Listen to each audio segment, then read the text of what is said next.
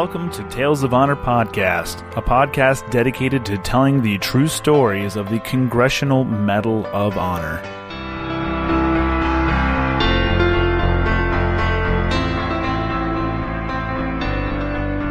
Hello everyone, and welcome back to another episode of Tales of Honor Podcast. I'm your host, Christoph Ambrosch, and today's episode is episode 108.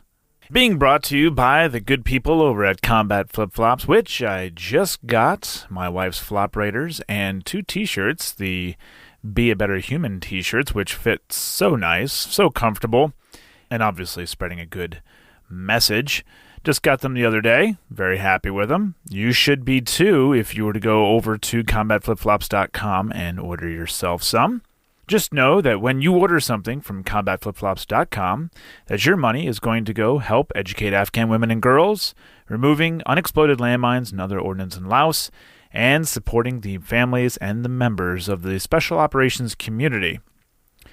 So, be a better human and help Combat Flip-Flops flip the view on how wars are won with business and not bullets. And now, a tale of honor. Melvin was born on the 22nd of February 1931 in Mahaffey, Pennsylvania, and was one of 10 children. He dropped out of high school and enlisted in the U.S. Army in October of 1948. Melvin's older brother, Donald, had also joined the military before him, and his 2 other brothers would also later serve. He was stationed in Japan for a year and a half until he was deployed to Korea with Company D, 8th Engineer Combat Battalion in late July 1950. It was his actions on the 4th of September 1950 that would earn him the Medal of Honor. The citation reads, PFC Brown, Company D, distinguished himself by conspicuous gallantry and intrepidity above and beyond the call of duty in action against the enemy. While his platoon was securing Hill 755, the walled city, the enemy, using heavy automatic weapons and small arms, counterattacked. Taking a position on a 50-foot, 15-meter high wall, he delivered heavy rifle fire on the enemy. His ammunition was soon expended, and although wounded, he remained at his post and threw his few grenades into the attackers, causing many casualties. When his supply of grenades was exhausted, his comrades from nearby foxholes tossed others to him, and he left his position, braving a hail of fire, to retrieve and throw them at the enemy. The attackers continued to assault his position, and PFC Brown, weaponless, drew his entrenching tool from his pack and calmly waited until they, one by one, peered over the wall, delivering each a crushing blow upon the head. Knocking 10 or 12 enemy from the wall, his daring action so inspired his platoon that they repelled the attack and held their position. PFC Brown's extraordinary heroism, gallantry, and intrepidity reflect the highest credit upon himself and was in keeping with the honored traditions of the military service.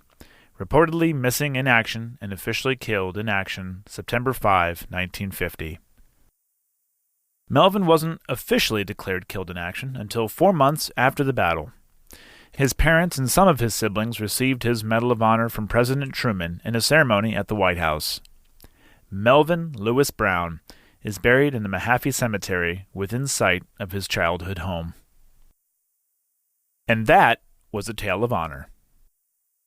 Thank you so much for listening to Tales of Honor Podcast. If you like this podcast, please be sure to leave a nice review, a good rating, and tell a friend. You know, you can leave that review and rating on Facebook and iTunes or Apple Podcasts, however you consume, but do that so that others know what to expect, other than reading a description. They can also read how you feel about the podcast, and stars go a long way. You can see more information on Facebook, Instagram, Twitter, and at talesofhonorpodcast.com. If you have any questions or comments, you can send them over to talesofhonorpodcast@gmail.com. And until next time, I'm Christoph Ambrosch. Thanks for listening.